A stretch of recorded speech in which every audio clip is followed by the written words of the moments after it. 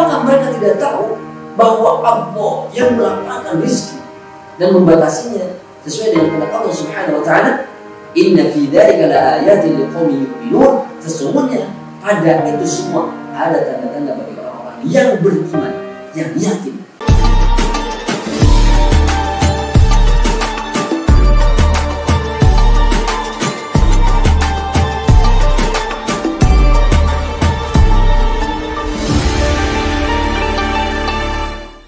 Bismillahirrahmanirrahim. Assalamualaikum warahmatullahi wabarakatuh. Jawab ya, jangan cuma nonton. Jawab. Lagi jawab dengan semangat. Assalamualaikum warahmatullahi wabarakatuh. Alhamdulillahirabbil alamin. Wassalatu wassalamu ala rasulil nabiyil karim nabiyyina wa maulana Muhammad sallallahu alaihi wasallam. Sahabat sekalian yang dirahmati Allah Subhanahu wa taala, ada pertanyaan, ya, ini boleh dijawab. Hidup itu mau sejahtera atau mau sengsara? Ya, Ustaz, yang gitu jangan ditanyain. Orang pasti kan mau sejahtera. Nah, pertanyaannya, sudahkah kita menempuh jalur sejahtera itu atau belum? Atau malah kita justru malah di dunia yang penuh dengan kesengsaraan? Kalau belum, berarti kita harus berusaha untuk menggapai kesana. Karena sejahtera ini selalu kita doakan kepada Allah, minta sama Allah Subhanahu wa taala. Apa di antaranya? Rabbana atina fid dunya hasanah wa fil akhirati hasanah wa qina adzabannar. Allahumma inni as'aluka khaira hadzal yawm. Itu doa untuk sejahtera. Ya Allah, berikan kepada kami di dunia hasanah yang baik, artinya sejahtera. Wa fil akhirati hasanah, di akhirat yang baik, sejahtera juga di akhirat. Wa qina adzabannar, singkirkan dari api neraka.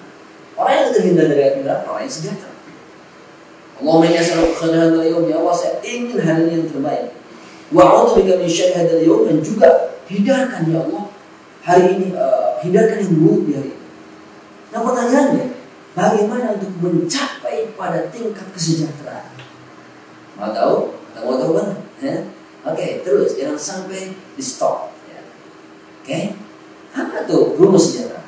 Saya punya tiga poin penting supaya kita mencapai pada derajat kesejahteraan. Dan ini sudah betul-betul dipraktekkan oleh orang-orang, dan juga alhamdulillah banyak orang yang mempraktekannya, pasien saya, klien, dan juga sahabat-sahabat. Apa tiga unsur ini? Kalau Anda mau sejahtera, tiga ini diterapkan ya. Satu, kalau kita mau sejahtera, yang pertama adalah harus kita terapkan dalam kehidupan kita, yaitu pasrah. Okay. Totality, pasrah. Oh, bahasanya keren. Pasrah totalita. Secara totalita kita harus pasrah. Nah, apa itu pasrah? Pasrah itu adalah menyerahkan jiwa, diri kita, pikiran kita sepenuhnya pada Allah Subhanahu wa taala. Pasrah, ya Allah, Tuhan. Nah, saya pasrahkan semuanya pada Engkau ya Allah. Bismillahirrahmanirrahim. La haula wala quwwata illa billah. Ya Allah, ya Rabb, saya punya masalah. Ya Allah, saya punya hutang. Ya Allah, saya ini. Pasrah sama. Kenapa? Allah kan suruh. Dalam surat Az-Zumar Allah sampaikan, wa anibu ila rabbikum waslimu lahu. Kembali pada Allah, berserah diri pada Allah. Ayat berikutnya bagaimana? Ayat berikutnya adalah wattabi'u ahsana ma unzila ilaikum min rabbikum. Ikuti apa yang telah Allah turunkan kepada kalian, itu Al-Qur'an. Ikuti. Orang mengikuti apa? Pasrah. Ini mau kemana? Seperti dalam surah An-Nisa disebutkan, fa idza tanaza'tum fi syai'in fardu'u ila Allah wa rasul. Ketika engkau berselisih dalam suatu perkara, kembalikan pada Allah dan Rasul.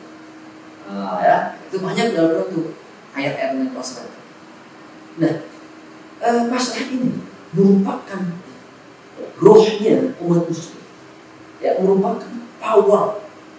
Jadi kalau orang bilang tuh, orang yang pasrah itu kelihatannya tidak ada power ya. Kalau kita lihat orang pasrah, pasrah aja, yuk begini santai-santai. Itu pasrah sama kehidupan. Itu namanya pesimis. Kalau pasrah sama Allah bukan begitu. Kita yakin. Jadi dalam pasrah itu, nanti ada poin ini. Dalam pasrah itu ada, udah saya sebutkan yang kedua aja. Ada yang kedua. Kalau mau sejahtera, dengan yang kedua, yakin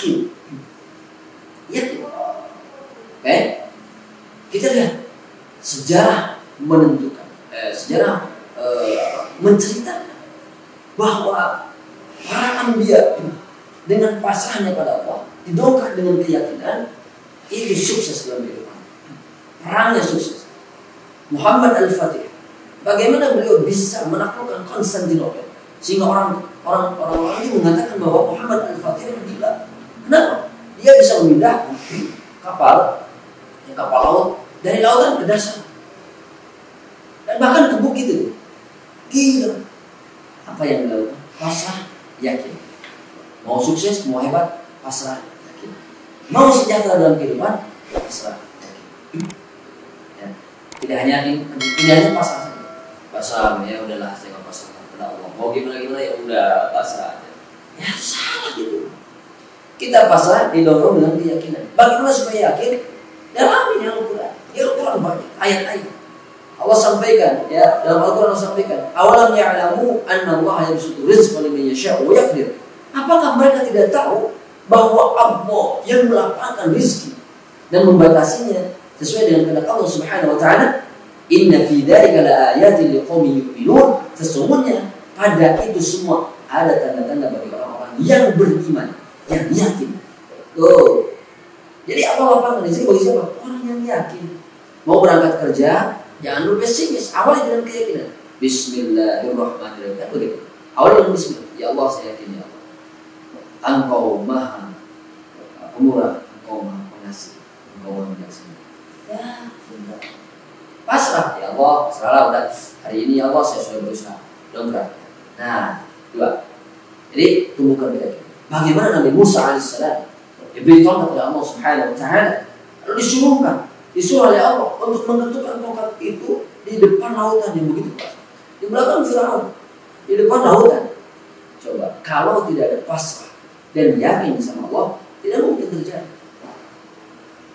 Tidak mungkin terjadi. Tapi yang dilakukan Nabi Musa, pasrah totalitas, yakinnya totalitas. Ini yang harus kita munculkan.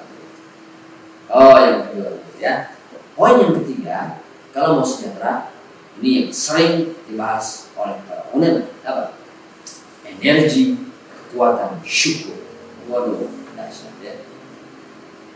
Jangan menyepelekan sesuatu yang kecil yang biasa. Ya, saya sampaikan. Jangan menyepelekan sesuatu yang kecil. Kalau kita pergi ke contoh ke sebuah toko ya, membeli satu barang, harganya 1.500. Lah, kita cuman bangun waktu cuma 1.000. Cek ya, toko. Ini harga 1.500. Ini berapa? Belum ada harga. Pas ini berapa ini 1.500. Wah, cuma punya uang itu 1.000. Kira-kira bagaimana? Ya gak jadi beli. Karena yang kecil ya uangnya yang 500 lebih kecil daripada 1.000.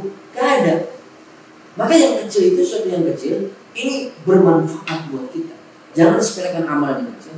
Jangan sepelekan sesuatu hal yang kecil. Kenapa? Karena itu justru yang membuat kita itu semakin bersyukur kepada Allah.